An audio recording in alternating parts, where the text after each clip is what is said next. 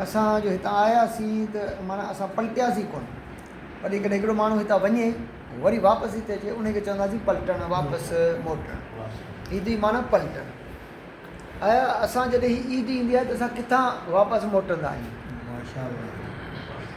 इन ई माना पलटण मां, वापसि मोटण मां मुराद इहा आहे त असां छो जो 10-11 महीना जेके आहिनि उहे असां इंसान आहियूं। पोइ असां खां ग़लतियूं थियनि थियूं, असां खां गुनाह थियनि था, असां केॾीमहिल नमाज़ खां परे, केॾीमहिल असां नेकी खां परे।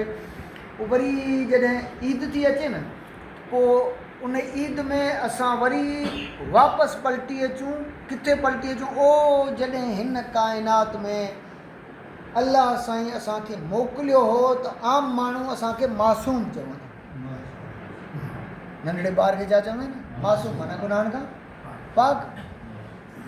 असां वरी ईद अचे त उन ते असां वरी वापसि मोटी अचूं। इन करे रिवायतनि में मिले थो त जे माण्हू खे शब ईद मिली वञे त उहो माण्हू पंहिंजे गुनाहनि खे ख़तमु कराए। वॾी यानी शब ईद वॾी रिवायतनि में आहे त हिकिड़ी शब ईद ऐं शब बारात, शब कदर, इहे जेके मिली वञनि। छो जो असां वटि इन शयुनि जो घटि, मसइलनि असां योम अरफ़ा गुज़ारियो, ठीकु आहे। हाणे योम अरफ़ा केॾी वॾी जेका आहे तारीख़ आहे। मौला इमाम चारूं इमाम सज्जाद अलैहिस्सलाम,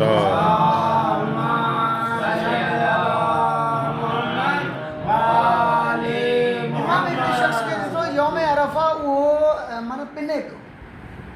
इमाम अलैहिस्सलाम इमाम फरमायो है फ़ाइदो ते, अॼु बि तूं बंदन खां पिनी पियो। ऐं इहा जेका दुआ आहे योम अरफ़ा जी इमाम अलैहिस्सलाम खां मनसूब, तव्हां ॾिसो त केॾी उन में केॾी मारिफत आहे।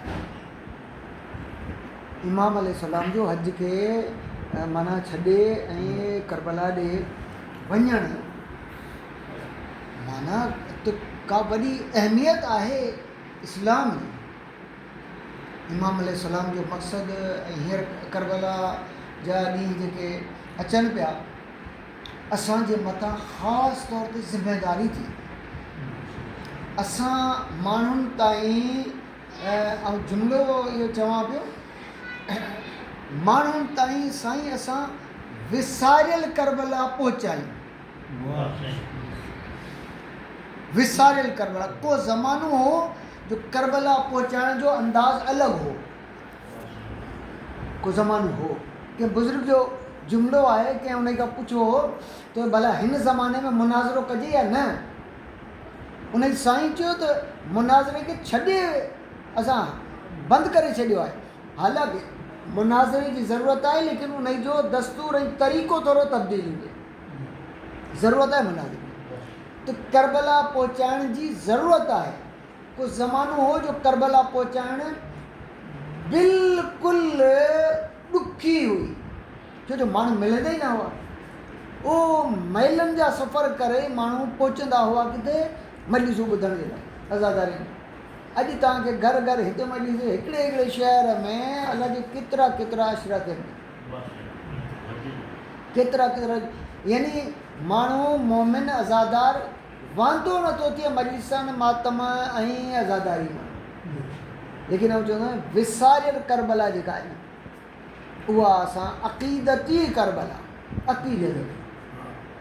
नंढा हूंदा हुआसीं, कच्ची इमाम बारगाह हुई असां वटि, उते पोइ वेंदासीं, पोइ ॾिसंदासीं इमाम बारगाह जे गेट में बूट पिया हूंदा, उन्हनि में पोलो सिगरेट, इहे बीड़ियूं, माचिसूं, हीअ छो छॾे वेंदा? हाणे ख़बर पई त हा, जॾहिं वॾा थियासीं सम्झ पई, पोइ ख़बर पई हा इमाम बारगाह में इहे शयूं खणी वञनि थी पिया। को माण्हू मुस्कुराईंदो न हो बग़ैर इमाम हुसैन अलैहिस्सलाम करबला जे ज़बान ते का ॻाल्हि ईंदी कोन। माण्हू यौम आशूर वेहंदा हुआ, ईअं वेहंदा हुआ जीअं जनाज़ो पियो आहे, हाणे सॾु कंदा बाबा अचो जनाज़ो खणो, अहिड़ो हिसाब थी थिए।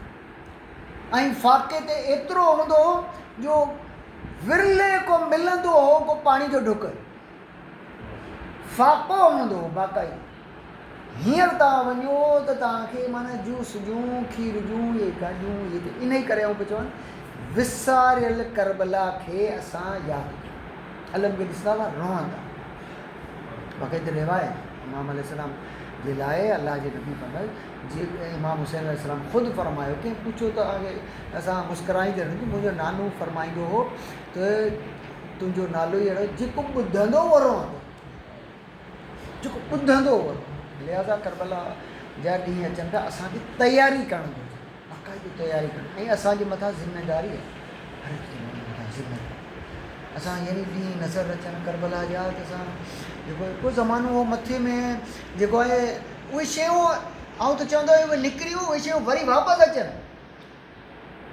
बुज़ुर्ग जेके हूंदा हुआ 10 तारीख़ मथे में मिटी विझंदा हुआ छार विझंदा हुआ हाणे उहा निकिरी वई हाणे उहा निकिरी इन करे वई असां इस्त्री थियल कपिड़ा पाईंदा आहियूं असां भणी ॾींहुं निकिरंदा आहियूं त उहे शयूं वापसि पहिरियों घणा हूंदा हुआ गिरेबान चाक हूंदो हुई हाणे इहे शयूं निकिरी इन्हनि शयुनि खे लाज़मी आहे त इन्हनि शयुनि खे असां वापसि खणी अचूं असां जेतिरो अक़ीदत पंहिंजे मजालिस में दुरूस में अज़ादार में विझंदासीं ओतिरो ख़ुदि ब ख़ुदि जाज़बियत थींदी बक़ौल आगा मोहसिन कराती आगा मोहसिन कराती हिकिड़ो दर्स ॿुधो साईं फरमाईंदे कंहिंखे न चओ त नमाज़ पढ़ तव्हां उन जे अंदरि में अहिड़ी रूह पैदा कयो पंहिंजी गुफ़्तगू सां उहा उन जे अंदरि मां ख़ुदि हिकु आवाज़ पैदा थिए त मूंखे नमाज़ पढ़णु घुरिजे